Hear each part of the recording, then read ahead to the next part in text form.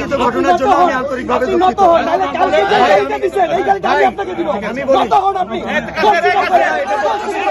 আমি কি সারা রাত আপনাদের সাথে কথা বলার ট্রাই করেছি যে আমি স্পটে ছিলাম না, আমি থেকে আপনার সামনে যদি কিছু হইতো আমি অবশ্যই এটা দায়ভার আমিই নিতাম।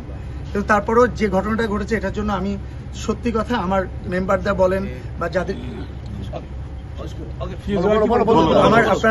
আপনারা যারাই বলছেন যে আমার কথা বা আমার মেম্বাররা যারাই এই ঘটনার সাথে জড়িত আপনারাই বলছেন সেটা, আমি সবার পক্ষ থেকে আমি সত্যি কথা আন্তরিকভাবে দুঃখিত।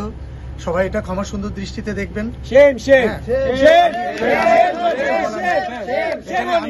আমি আমার সামনে থেকে এরকম কোনো কিছু হয় বা হবে না এটা আমি কথা, এবং আমি এটাও বলে দিচ্ছি আজ শিল্পী সমিতির সাংগঠনিক সম্পাদক হিসাবে ভবিষ্যতে কখনো আমার সামনে আমার কোনো আমার সংগঠনের কোনো নেতা বলেন, আমার সংগঠনের কোনো কর্মী বলেন, কেউ আমাদের সাংবাদিক ভাইদের সাথে এরকম যাতে ঘটনা যাতে করতে না পারে আমি তো করবোই না।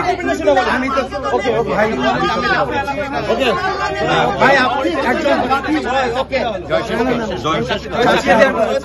আমি বলেছি কিন্তু প্রথমে আমারটা ক্লিয়ার করে নিয়েছি। ওয়ালটন ফ্রিজ কিনে অনেকের মতো আপনিও হয়ে যেতে পারেন মিলেনিয়াল সেরা পণ্যের সেরা অফার।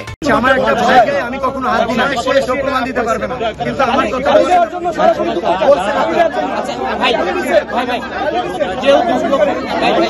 যে লোকটা ভাই কালকে আপনারা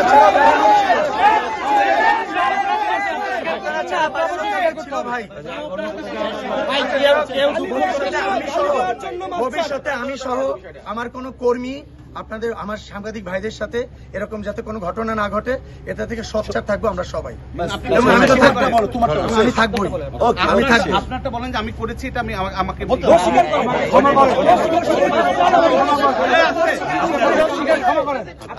আমি এগ্রেসিভ হয়েছি আপনাদের সাথে না, যারা বাইরে ছিল সে ফুটেজ গুলো আমাদের বাইরে লোক আমি কিন্তু আগে ক্লিয়ার করছি ভাই, আমি আগে বলছি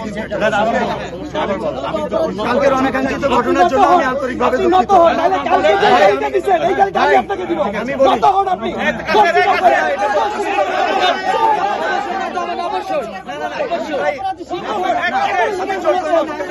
আমি তো অলরেডি নত তাদেরকে কতটা ভালোবাসি এটা তার কাছে জিজ্ঞেস সে দুঃখ প্রকাশ করছে।